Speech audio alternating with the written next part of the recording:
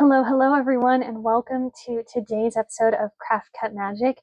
And today what we're going to be doing is we're going to be making a couple of bigger kinds of decorations for Halloween parties. So I know we've been doing a lot of paper kinds of crafts, and today is, yes, going to be another paper craft. But this time we're not going to be limiting ourselves to the bounds of a letter-sized piece of paper or even to a 12 by 12 inch piece of paper. I'm going to be showing you how you can pretty much cut images in order to make bigger sizes.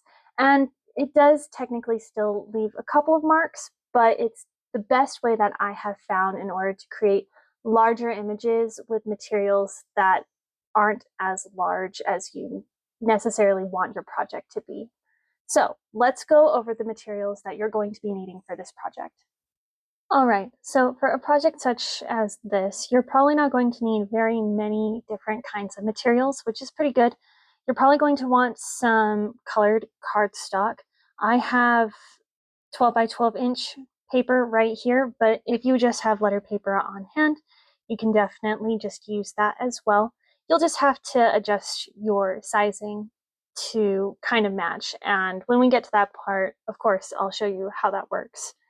You're going to want your light grip mat on hand, some Scotch tape so that you can hang up your decorations and put them together as well, or really any kind of tape will work as long as it's single-sided for this. You're going to probably want a scraper or a squeegee tool just to kind of help out with getting maybe some smaller pieces off of your mat. If anything, it's just to be there as a precautionary measure. You might not need the scraper tool, but I always just recommend having it close by just in case you need it. And the same thing applies for the weeder tool. We probably won't need it for this project, but I do like having it on hand just in case I need it. And then, of course, just like with any of our projects right now, you're going to want your Cricut machine and a device that has Design Space installed on it so that you can work through Design Space to create your project. So now that you have gathered all of your materials together, let's switch over to the computer so that we can start to create this project. All right, and now that we are on Design Space, welcome to the home page. We're just going to be coming over here to this right-hand side. We're going to be selecting New Project and Blank Canvas. I'm going to click out of the Cricut chatbot, and if you ever need the chatbot, it's always just up here underneath the help. And then it immediately opens up images, which works great for our project in particular, because for this I'm looking for a skeleton as one of our projects. Some of these aren't looking like what I'm looking for. I'm also going to filter it to be a free image. Let's see what there is. Okay, so there's not very much, so I might have to go to some other place to try and find a skeleton.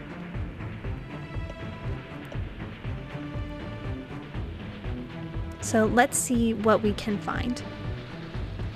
So I've been looking and looking and looking through Design Space, through different things, and I think I'm kind of starting to find what I'm looking for. It's kind of difficult to find a kind of funny skeleton to be able to work with.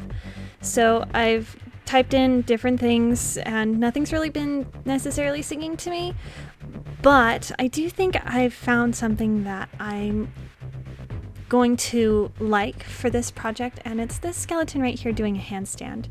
Now I do want you to see though that this is a Cricut Access subscription image, and it is premium as well. So just be aware of that going forward. Sometimes the things that you find might require that extra cost. Of course, you can always go ahead and you could find an image probably from the internet, make one on your own and upload it into Design Space. That is always an option. I'm just going to be using this one for today though.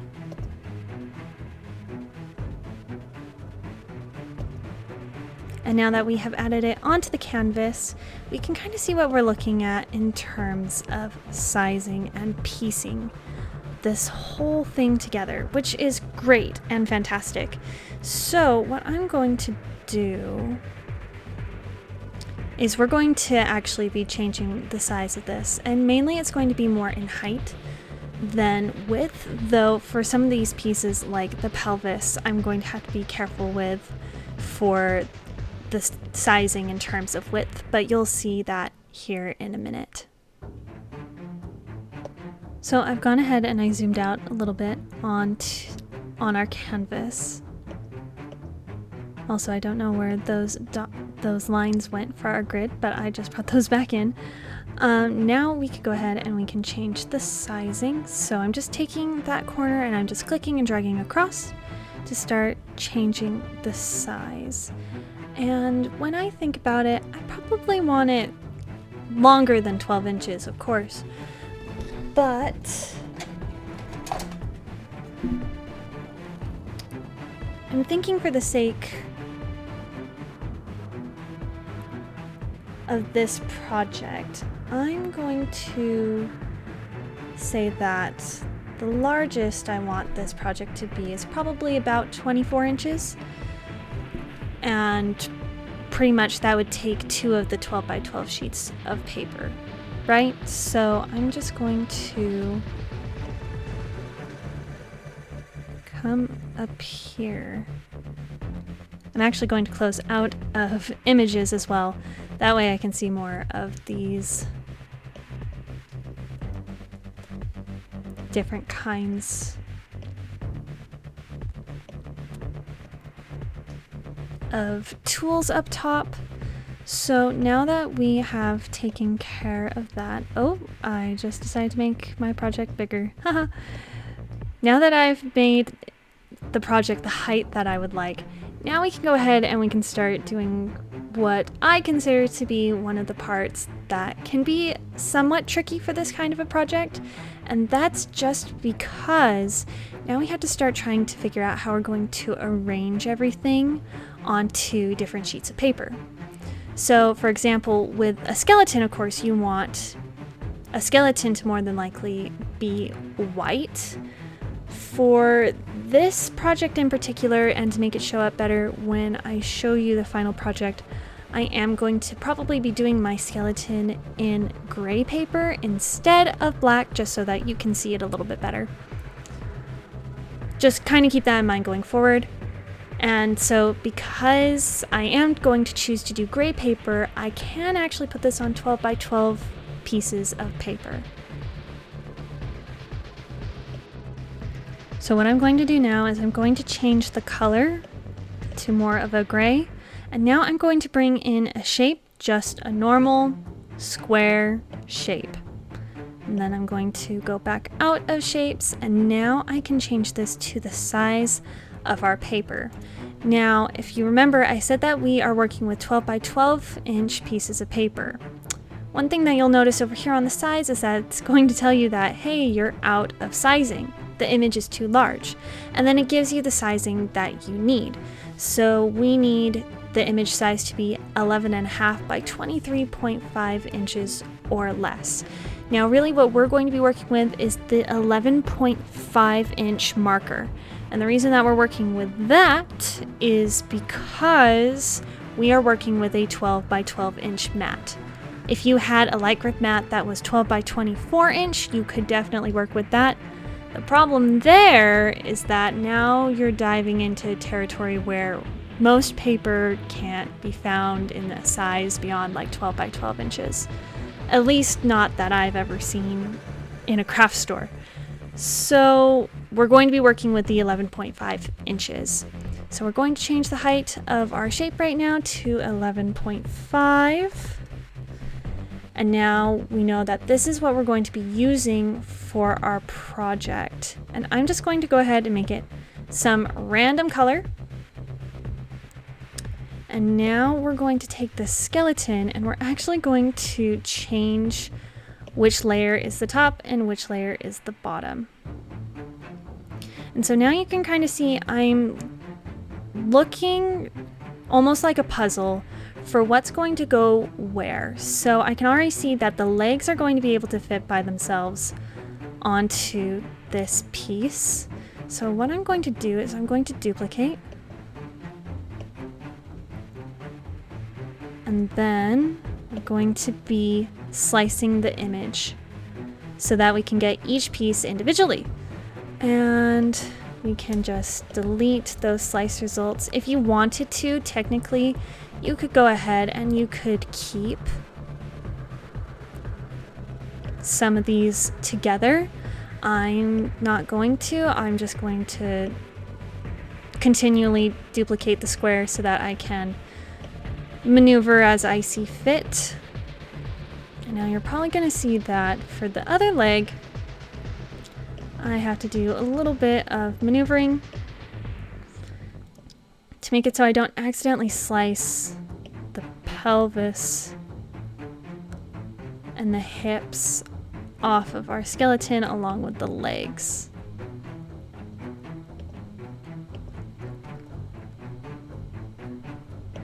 Okay, we should be good to go there. So once again, we'll just select both images, slice it, and then we're just going to go ahead and delete those two slice results, and then we can maneuver this leg around as well. If you wanted to, you could have also kept one of the original images so that when you go ahead and work with your own, you can see what you're going to be doing. It looks like we're going to be able to get probably the entirety of the rib cage, the spinal cord, and the pelvis onto a piece as well. And you'll see here in a minute, I'm also going to rearrange these so that they'll fit onto minimal pieces of paper. So let's rearrange all this and then we'll come back.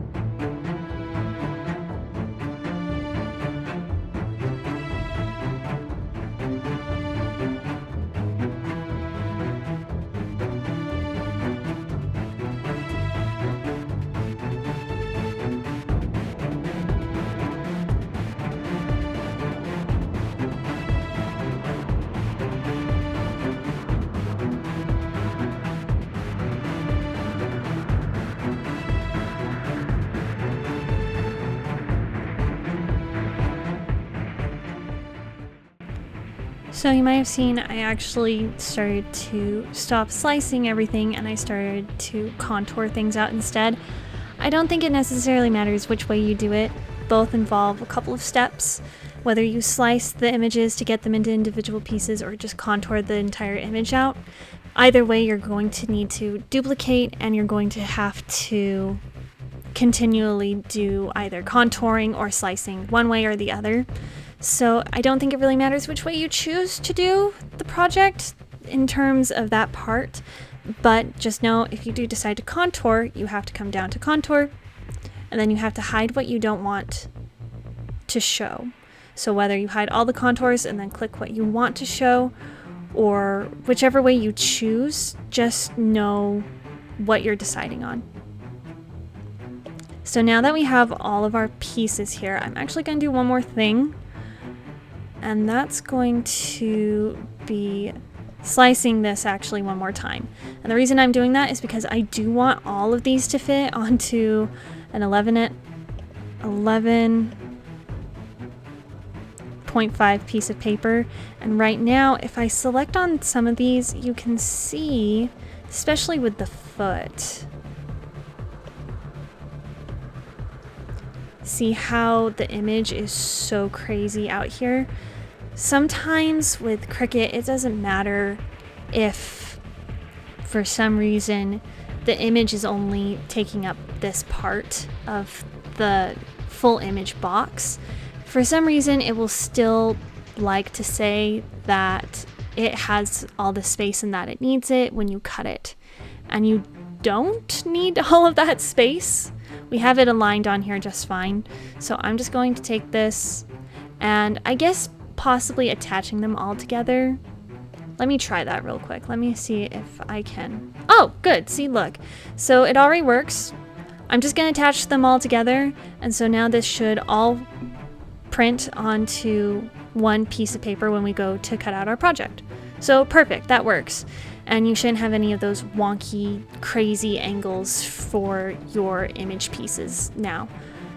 So with that one being done, now we want to do one other image. And so the image that I want to do is of the Headless Horseman. And we're going to be making this pretty big. Usually when I do this, it takes about, possibly 3 sheets of 12 by 12 inches of paper, or at least it has been when I've done this in the past. So let's find an image that we like in terms of the Headless Horseman, and then we can go ahead and we can rearrange, and I'll show you how, when an image is more full, how we can go about slicing the image in order to get a full piece, if that makes sense. If not, that's okay. It will hopefully make sense when I'm done showing it to you. So let's find that image now.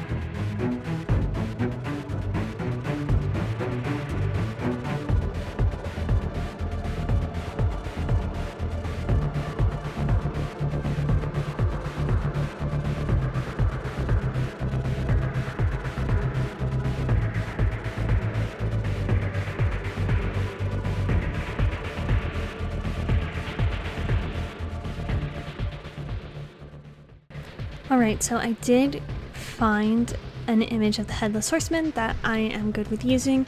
I don't know if you saw, but this is another one of those premium Cricut Access images. So this is one of those that you either pay for or you have if you have the subscription. So once again, just keep that in mind. You can always go ahead and find your own images, but this is the one that I'm going to be using for today. So I've also made it a size that I like, and that's 24 inches. Once again, I'm going kind of with the 2 feet tall, and actually I might go a little bit bigger just because I am a fan of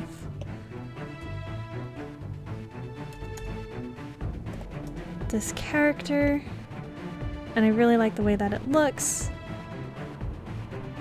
Yeah, and I think when we put it onto paper, well, I'm going to have to look and see how I'm going to be cutting this out. So from here, I actually might take it back down to 24 because it will just help in terms of paper what I'm going to be doing. So I know it's going to be a little more difficult to see. That's not what I wanted. Let me zoom in, because now what we have to do is, because our image is over 11.5 inches, now we are going to have to slice this image into pieces and assemble it ourselves for the most part, especially where the Headless Horseman is supposed to be connected. So we're going to find places that it will fit onto a 12 by 12 inch piece of paper, and we're going to cut base off of that. But I do need to see multiples of this.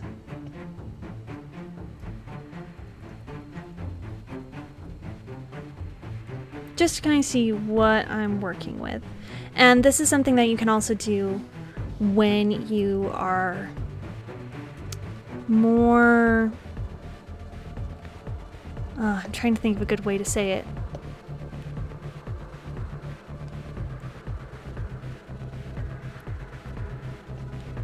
Well, let's put it this way. Sometimes things have to be adjusted in order to get it to fit the way you want.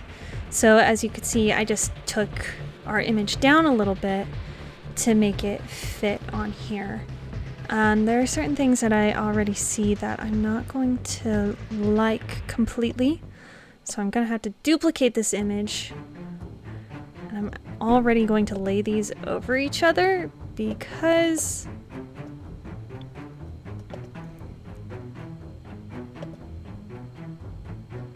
I want to be able to work with both. So I'm going to align top. I'm also going to align to the left.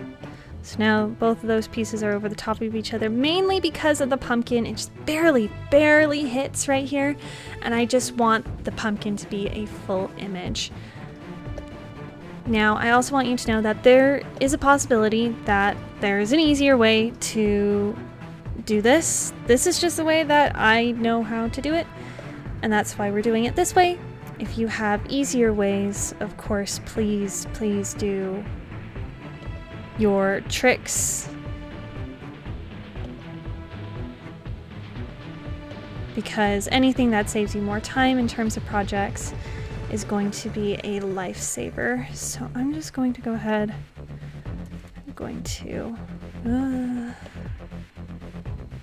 I'm going to delete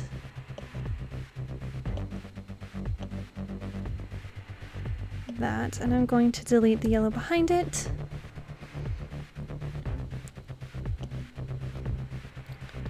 Technically, I'm going to pull this one out of the way so I can see what we have left to work with.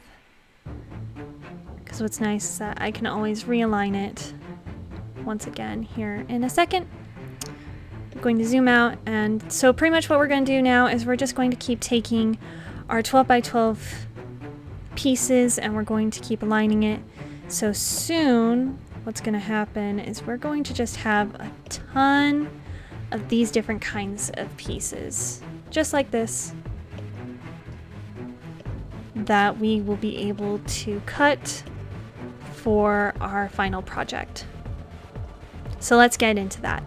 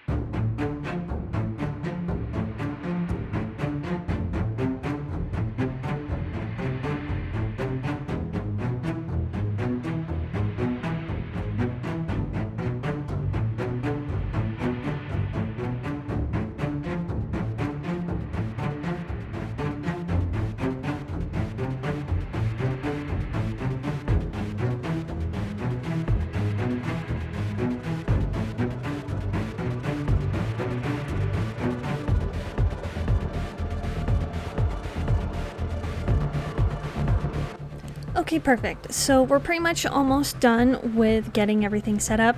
I'm sure you saw that after I got everything sliced together, I rearranged 3 of these pieces so that I know that they will fit onto one 11.5 sheet of paper, or the 12 by 12 inches when we cut, it will fit onto a singular sheet.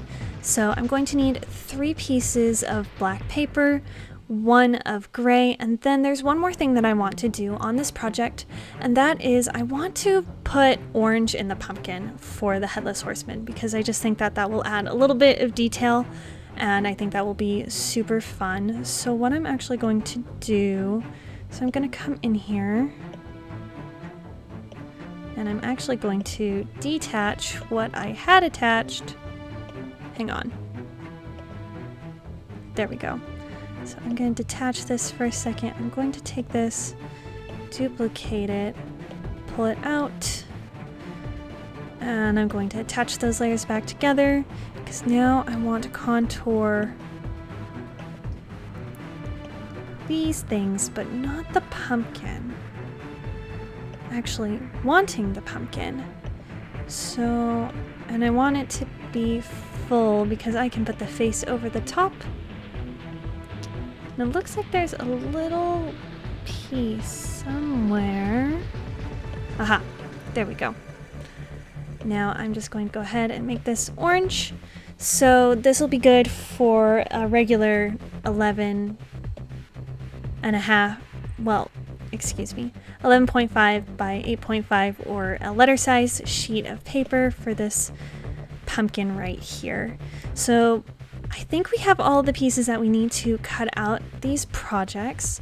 So we're good to go ahead and save, which is just right up here. And then we can title our project, and I'm just going to call this Halloween Party Wall Character Decorations. Kind of a mouthful, but I think that it will be a good indicator of what the project is.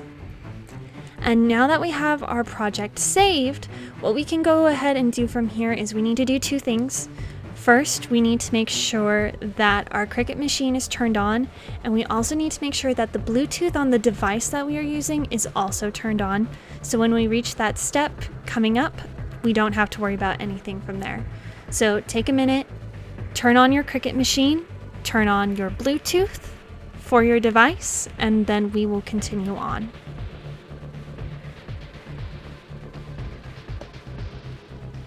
Now once you've made sure that those 2 things are complete, we can go ahead and come up here to the green Make button. And we are going to be loading on matte 12 by 12 inch. Confirm your choice, and now you can see we have our pieces of paper set up, ready to go. Here is our skeleton. Here is our attached set of images together for the Headless Horseman, the second piece of the Headless Horseman, the third piece, and we also have the pumpkin as well. So with all of that ready to go, I'm actually just doing a little bit of looking for a second here. Yeah, I think we're all good to go. So we can go ahead and hit on continue. And now once your device connects to your Cricut Machine, we are going to be able to load in our different kinds of material. And so just like every other time, be sure that you check your cardstock to make sure you're selecting the correct kind of material. Mine is light cardstock, so we're just going to set that as our base material. And then from here, we're going to be loading the tools and materials. You should already have your fine point blade loaded into clamp B, but if from the project that we did last time, for some reason you still have the scoring wheel inside your project, well, inside your Cricut Machine, you're going to want to switch that out for that fine point blade. And if you're wondering what I'm talking about, I'll link the project down below where we were using the scoring wheel to make some 3D paper pumpkins for fall and kind of Halloween. But now that you have made sure that you have the fine point blade in your Cricut machine, we are going to switch over now to the camera so we can load in those materials and start cutting out our project. Also, one other thing, make sure that you are on the correct material that you want to cut first. I'm going to cut out the skeleton actually first. So just keep that in mind as well. Always double check what mat you're cutting. All right, let's switch over to the camera. All right, now that we've switched over, the first thing that we're going to want to grab is our light grip mat, and just remove that protective covering and keep that somewhere for later on when we're done with our project, just to keep this mat as sticky as it can be. And then the second thing that you're going to need is your material. I am going to actually start out by cutting out the skeleton. So I'm just going to grab out that gray sheet of 12 by 12 inch paper. And we are good to go on that. So what we're going to do is we're going to, as always with our materials, we're going to align it in the top left corner. Now, the thing with this one is that you're going to want to make sure that it tries to stay straight all the way across your mat in this case, because we are working with 12 by 12 inch paper. Normally when we work with letter size, I'm not as concerned about where it is by the time we reach the end of the page going left to right. But this time I am just a little bit more, because we just want to try to keep our project as straight as possible. So from there, we can go ahead and we can load our mat into our Cricut machine. And I had to pull my machine out from the wall to make sure that it does not hit. So always be sure to place your machine or have your machine in a space where when you start to cut, you make sure that there's enough space between you and the wall. Well, between your machine and the wall so that the mat isn't going to accidentally hit anything. You're going to line up the mat in between the guides, push it all the way up to the rollers, and now you can hit the flashing load and unload button.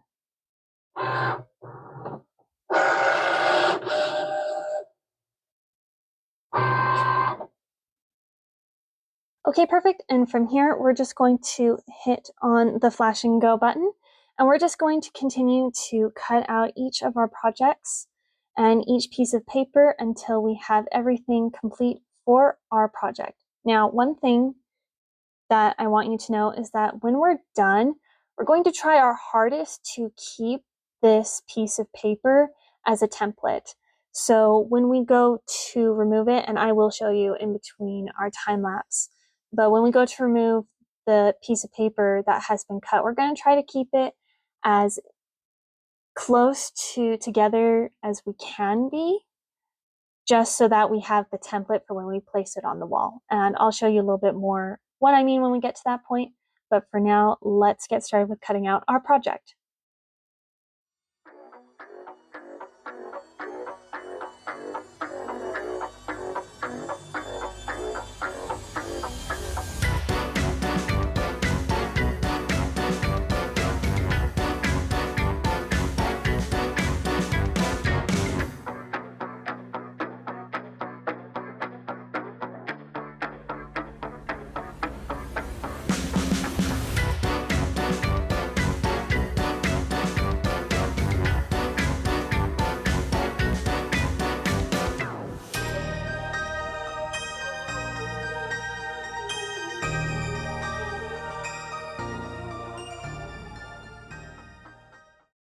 Okay, so I promised you that I would kind of show you what I mean in between cuts.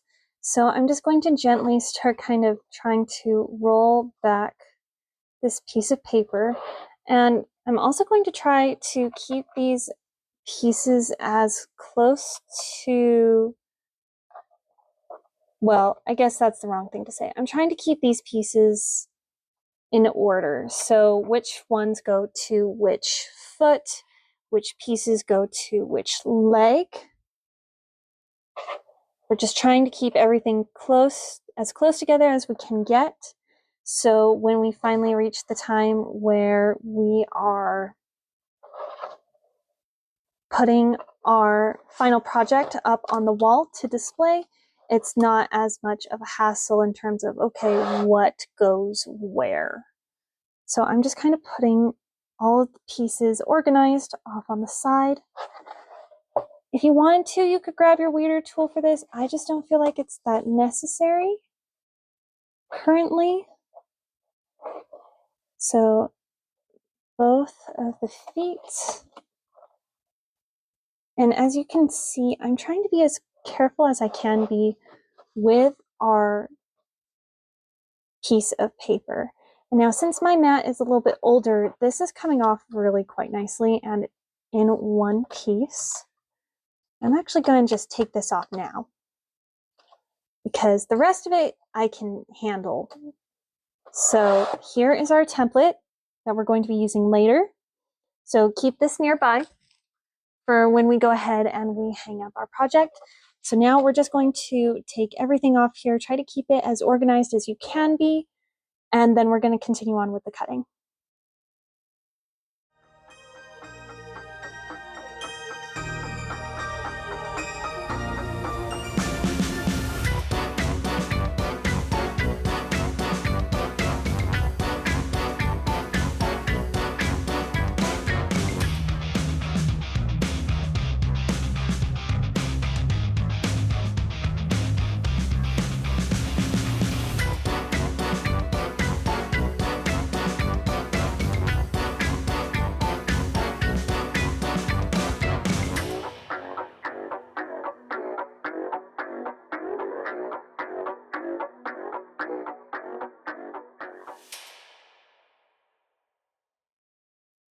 All right, so now that we have all of our pieces cut out, we can start to actually kind of assemble our project a little bit.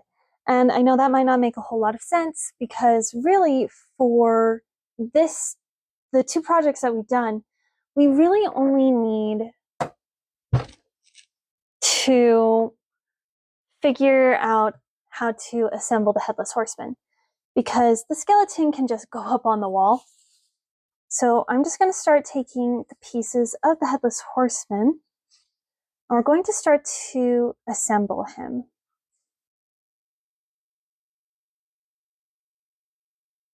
And so in order to assemble him, so he's going to be facing the right way, this is actually where we're going to need our tape.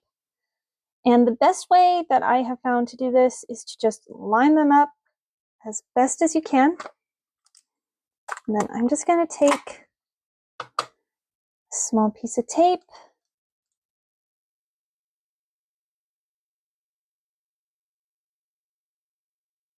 And I'm going to attach them together. I'm actually going to do this again, just to try to keep the pieces as close to assembled as we can possibly get. So you can already see from the front, you can't see the line. Now I can personally because I'm right up on it, but like the camera itself doesn't show. So we're going to continue to assemble with each of these pieces, just taping and putting it together. So let's do that.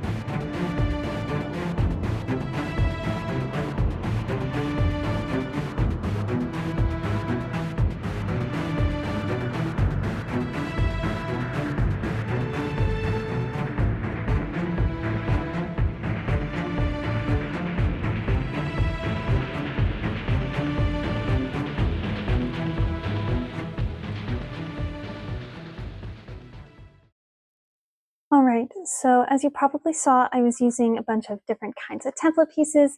I did actually have to bring out a glue stick because of how I decided to do the pumpkin for the Headless Horseman. So now all that's left to do is actually get this up onto the wall, and we will have our perfect Halloween decorations. So what I'm actually going to do real quick is most of this I don't need anymore for this template. So I'm just going to take some scissors. I'm going to cut it off because it's not necessary for when we get this up on the wall. However, I want these pieces. Okay, so let's start to get this assembled up onto where we would like them to be hanging for this Halloween. So I just want you guys to kind of see how I am assembling this project. So I have the main body of the Headless Horseman now up on the wall. So I just stuck up the template, and now we can fill in the rest of the pieces, and this decoration will be all ready to go. And then we're going to repeat the same kind of thing with the skeleton as well. All right, so here is the skeleton and the Headless Horseman all hung up on the wall, and I have to say that they turned out really good. However, the skeleton did take quite a bit of time to put up just because there were so many little pieces, so I needed a lot of different little pieces of tape, and you can probably see that I ended up just kind of taping over some of the thinner pieces to make sure that it stayed up. But overall, I'm really happy with how this project turned out. Both of them look really great, and they're super big. I love how they look, and they're perfect for any kind of party that you might want to have this Halloween season. And with that being said, I hope you guys enjoyed coming along on this project with me, and I hope you had fun with it. If you did enjoy the video, I hope you'll consider liking it. Maybe consider subscribing to the channel. I do a lot of these projects where I help you try to figure out the fun things that you can do with your Cricut machine. So with that being said, I will see you guys in the next episode. Thanks for watching.